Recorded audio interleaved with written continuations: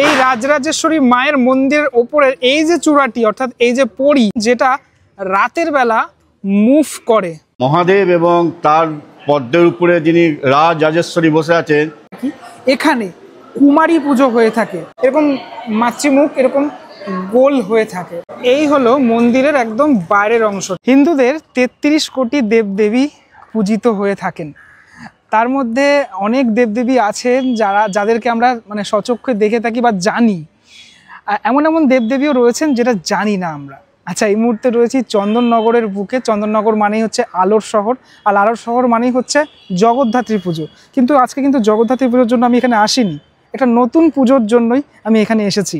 যে পুজোর জন্য আমার এখানে আসা সেটি হলো রাজরাজেশ্বরী পুজো।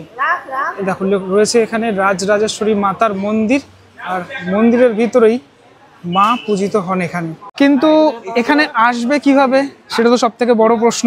আমি আসলাম শ্যামনগর হয়ে, তারপরে এই জগদ্দল ফেরিঘাট অর্থাৎ রানীঘাট হয়ে তারপরে এখানে চলে আসলাম। এরপর এখান থেকে এই যে উর্দিবাজার রোড, এই রোড হয়ে এখান থেকে অটো পাওয়া যায়। অটোতে আপনাকে নামতে হবে দিঘির ধার মোড়, সেখান থেকে 1 মিনিট সময় লাগবে।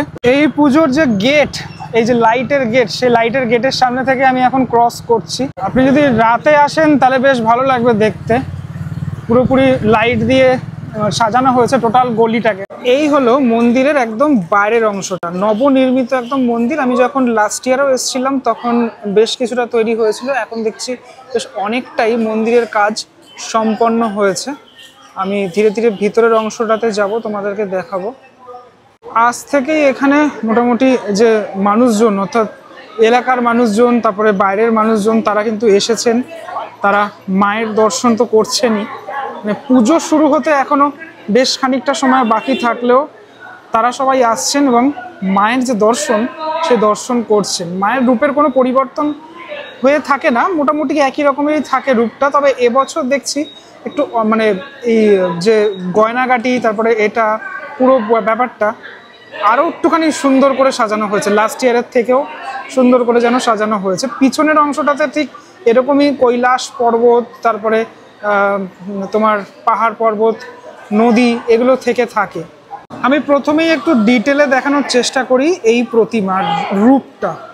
মায়ের মুখটি দেখো তোমরা এখানে, মানে এই জগদ্ধাত্রী মায়ের যে মুখগুলি হয়ে থাকে সেই মুখগুলি যেমনটা গোলাকার মুখ হয়ে থাকে, ঠিক জগদ্ধাত্রী মায়ের মতোই এখানে গোলাকার মুখ আমি দেখতে পাচ্ছি মায়ের।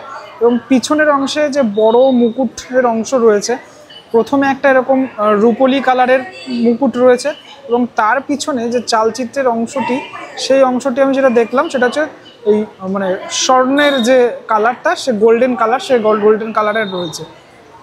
মায়ের হাতে এই মুহূর্তে অস্ত্রগুলি দেওয়া হয়নি, তার কারণ পুজো এই মুহূর্তে শুরু হয়নি, সেটার কারণে। হ্যাঁ, আর নিচের অংশটাতে আরও যে দেবদেবী, সেই দেবদেবী তো রয়েছেনই। পিছনে এখানে মহাদেবের একটি ছবি আমি দেখতে পাচ্ছি। মন্দিরটি যে নির্মাণ করা হয়েছে, মন্দিরটি খুব সুন্দর করে নির্মাণ করা হয়েছে, মানে কারুকার্য, সে কারুকার্য রয়েছে এখানে। শ্রী শ্রী রাজরাজেশ্বরী মাতার মন্দির উপরে লেখা রয়েছে। এবং এই যে ব্যালকনি অর্থাৎ যে বারান্দা, সেই বারান্দাগুলো থেকে মানুষজন কিন্তু দেখে থাকেন পুজো, প্রত্যেকবার দেখে থাকেন পুজো। এখানে এই ঝাড়বাতি, একটি ঝাড়বাতি, দুটি ঝাড়বাতি, এখানে আর একটি, 3টি ঝাড়বাতি রয়েছে। এবং এই যে অংশটা, এই অংশটা পুরোপুরি ভরা থাকে মানুষজন। যদিও সম্পূর্ণ সাজ এখনো অবধি কমপ্লিট হয়নি, মানে মায়ের যে সোনার গয়না, সেই সোনার গয়নাগুলি এখনো পরবে, সোনার উপর গয়না মা এখনো অবধি পরানো হয়নি। সেটার পরে সম্পূর্ণ যে মানে লুকটা, সেই লুকটা আরও অনেকটা চেঞ্জ হয়ে যায়। এখনই এতটা সুন্দর লাগছে, তাহলে পরে বুঝতে পারছো তোমরা কীরকমটা লাগতে পারে। সকলে কিন্তু এখানে দেখতে পাচ্ছ এই জলের ওপরে অবস্থান করে আছেন। বাকি যে দেবদেবী থেকে শুরু করে সকলে জলের ওপরে অবস্থান করেছেন। ইন্দ্রদেবকেও বেশ সুন্দর লাগছে দেখতে। এখানে প্রত্যেকের রূপ বেশ সুন্দর। দুই পাশে রয়েছেন মায়ের, একদম দুই পাশে জয়া এবং বিজয়া, দুই সখী, মায়ের দুই সখী, তারা তো রয়েছেনই। যে বিষ্ণু এখানে রয়েছেন। পুরো ব্যাপারটাকে মেলানোর জন্য চারপাশে এই যে মানে ছবিগুলো, সেই ছবিগুলো চারপাশে এরকম দরজার মধ্যেও এঁকে দেওয়া হয়েছে, যাতে পুরো ব্যাপারটা একদম মিলে যায়। এবং পুজোর সময়টা তো আমি এসেছিলাম লাস্ট ইয়ার, এই জায়গাটা মানে এই যে বেদিটি, এই বেদিতে একদম পুজোর সমস্ত সরঞ্জাম সেগুলো তো রাখা থাকে। এবং এদিক থেকে আমি যদি দেখাই, মানুষজনের প্রচুর ভিড় এখানে থাকে, ব্যালকনির ওপর থেকে শুরু করে যেটা আমি বলছিলাম, পুরো মানুষজনের ভিড় থাকে এই অংশটাতে, ধুনো পোড়ানো থেকে শুরু করে বাকি যে কার্যকলাপগুলো সেগুলো হয়ে থাকে। আমি তো সকলকেই দেখালাম, মহাদেবকে দেখাইনি এখনো অবধি। মানে মহাদেবের মূর্তিটি দেখো কতটা সুন্দর লাগছে দেখতে, একদম ডিটেলের, চোখটা কিন্তু দারুণ করেছে। যেই শিল্পী করুক না কেন, তিনি কিন্তু খুব সুন্দর হাতের কাজ।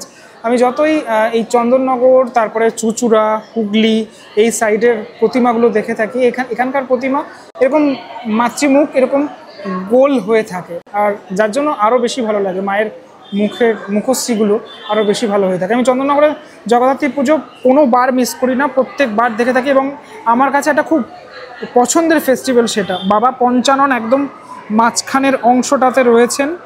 হ্যাঁ, তো প্রত্যেককেই এখানে এতটা সুন্দর করে সাজানো যে তোমার চোখ জুড়িয়ে যেতে বাধ্য। আগামীকাল অর্থাৎ 6ই মার্চ থেকে পুজো শুরু হচ্ছে। মোটামুটি 9 তারিখ অবধি পুজোর যে রেসটা, সে রেসটি এখানে চলে। এবং আর একটা ব্যাপার সেটা বলে রাখি, এখানে কুমারী পুজো হয়ে থাকে। সে পুজো দেখতে কিন্তু তোমরা এসো, খুবই ভালো হয় সে কুমারী পুজো। মানে একদম দুর্গা পুজোর মতো করেই পুরো ব্যাপারটাকে সাজিয়ে তোলা হয় এখানে যারা রয়েছেন তারা একটু পরে গীতা পাঠে অংশগ্রহণ করবেন।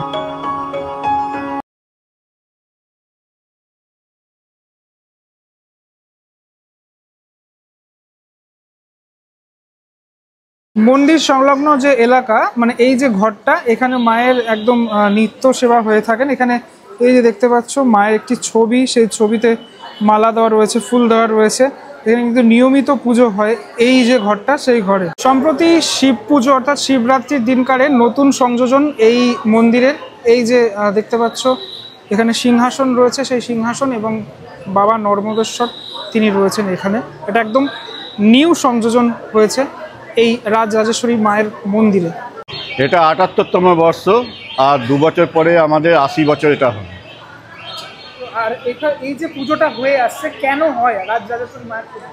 রাজরাজেশ্বরী মায়ের পুজো আমার জন্মের আগে থেকেই হয়। কেন হয় এটা আমরা বলতে পারবো না, কিন্তু তারপরে আবার 1948 সালে কিছুদিন বন্ধ থেকে 1948 সাল থেকে এই যাবৎ পর্যন্ত আমাদের এই পুজোটা 78 বছর ধরে হচ্ছে।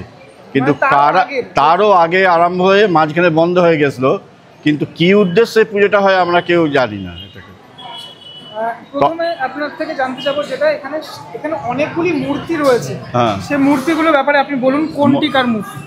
এই মূর্তিগুলোর মধ্যে আপনার ওইদিকে আছে একদম আমাদের মহাদেব, তারপরে আছে আমাদের ব্রহ্মা, মাঝখানে একদম বাবা পঞ্চানন, তারপর এখানে হাতে যে চোখ আছে এটাই ইন্দ্র এবং বিষ্ণু, আর এখানে উপরে আছে জয়া বিজয়া। আর ওনারা জল থেকে এই সমস্ত মা শিবের উপরে, পদ্মের উপরে মা বসে আছেন, ওনাকে তুলছেন জলের সমুদ্রের ভেতর উপর থেকে, নিচে থেকে আর কি। এটা কি কোনো গল্প আছে? এটা একটা গল্প আছে, কিন্তু গল্পটা তো আমাদের জানা নেই ঠিক। তবে আমরা শুনেছিলাম যেটা, যে যখন পৃথিবীর সমস্ত হয়ে গেছিলো, একদম ফাঁকা হয়েছে, দুর্ভিক্ষ ইয়েতে লেগেছিল, তখন এনারা এই মহাদেব এবং তার পদ্মের উপরে যিনি রাজরাজেশ্বরী বসে আছেন, এনাকে তুলেছিলেন যে জগৎটাকে আবার ঠিকভাবে সুন্দরভাবে আবার প্রতিষ্ঠা করার জন্য, মনুষ্য জাতি, প্রাণী জাতি সকলকে যাতে আবার ফিরে আসে এইভাবে। পুজো কবে থেকে শুরু হচ্ছে এবছর? এবছর পুজো আমাদের মহাসপ্তমী 6ই মার্চ এবং দশমী হচ্ছে 9ই মার্চ। 6ই মার্চ কটা থেকে শুরু হচ্ছে পুজো? 6ই মার্চ সকাল 7টা থেকে সপ্তমী পুজো আরম্ভ হবে, এবং আপনার অষ্টমী পুজোর দিন আমাদের কুমারী পূজা হয়, এবং নবমী পুজোর দিন আমাদের যজ্ঞ হয়, এবং দুপুর 12টার সময় মায়ের অন্নকূটের পরে আমাদের এখানে এই যত রাস্তা আছে, রাস্তার উপরে সমস্ত ভক্তরা বসে থাকে মায়ের অন্নকূট, মানে খিচুড়ি ভোগ। 5000 মতন আমাদের নরনারী এরা খায়, তার চেয়েও বেশি এরা খায়। এবারে বলে দিন কিভাবে আসবেন মানুষজন এখানে? অনেকগুলো রুট আছে। অনেকগুলো রুট আছে। আপনি যদি আমাদের জিটি রোড ধরে যদি চন্দননগর দিক থেকে আসে, শ্রীরামপুর থেকে ওদিক থেকে জিটি রোড ধরে এসে আমাদের এখানে দিঘির ধার মোড় আছে, এখানে এসে ঢুকতে পারে। চন্দননগর স্টেশন থেকে আসতে পারে, আমাদের চুঁচড়ো থেকে যদি আসে চুঁচড়ো একদম তালডাঙ্গা থেকে, মানে চুঁচড়ো ঘাট ফেরিঘাট থেকে চুঁচড়ো স্টেশন থেকে। এই জায়গাটা হচ্ছে আপনার চুঁচড়ো আর চন্দননগরের, চুঁচড়ো 30 নম্বর ওয়ার্ডের শেষ, আর চন্দননগর যে ওয়ার্ড আরম্ভ হচ্ছে 3-4 ওয়ার্ড তার একদম সংলগ্ন। আমাদের ঠাকুর কিন্তু বেরোবে দশমীর দিন চন্দননগরের রাস্তা ধরে আমাদের প্রসেশন নিয়ে আমাদের ঠাকুর বের করা হয় শোভাযাত্রা করে। তৈরি করেন শিল্পী কি নাম ওটা? মুক্তিপাল। মুক্তিপাল কিন্তু চোখ এঁকেছেন ওনার মেয়ে, সমস্ত ঠাকুরের চোখ ওনার মেয়ে আমাদের আঁকে, একজন মহিলা শিল্পী আমাদের চোখটা আঁকে, মৌপিয়া পাল। তার মানে কালকে আগামীকাল অর্থাৎ 6 মার্চ আমাদের হয়, কিন্তু আমাদের আজ থেকে পঞ্চমী থেকেই আমাদের যে স্বাস্থ্য শিবির হয়, এরপর গীতা পাঠ হয়, রাত্রিরে যাত্রা হয় এবং নাটক। মেনলি ভিড়টা নবমীতে হয়, মেনলি ভিড়টা না 4 দিন ধরে ভিড় হয়। ধুনো পোড়ানো এগুলো কোন দিন হয়? ধুনো পোড়ানো আপনার নবমীর দিন হয়, অষ্টমীর দিনও আমাদের ইয়েটা হয়। দুদিনে ভাগ ভাগ করে পুষ্পাঞ্জলি দেন এবং নবমীর দিন আমাদের যজ্ঞটা হয়। পুজো শুরু থেকে পুজো শেষ অবধি এখানে এই যে মাঠ দেখছো, এই মাঠে একটা মেলা থাকে, সেই মেলা অলরেডি বসে পড়েছে।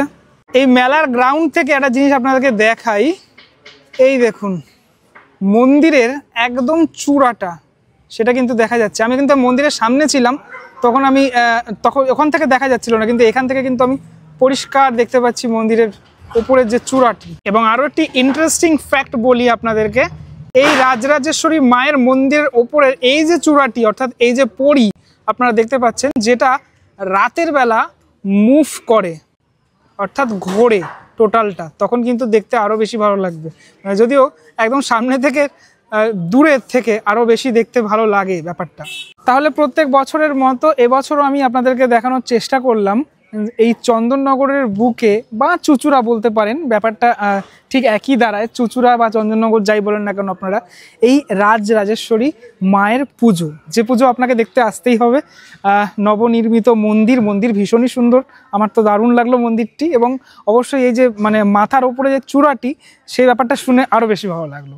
কেমন লাগলো ভিডিওটি সেটা আমাকে অবশ্যই জানাবেন। চন্দননগর থেকে প্রচুর মানুষ দেখে থাকেন আপনারা, তারা আমাকে কমেন্টের মাধ্যমে জানাবেন যে আপনাদের এলাকা এটি, তাহলে আমি বুঝে যাবো যে আমি আপনাদের এলাকায় রয়েছি। চলুন পরবর্তী ব্লগে দেখা হচ্ছে খুব শীঘ্রই, ততক্ষণের জন্য বিরতি নেব। ভালো থাকবেন সবাই, টাটা।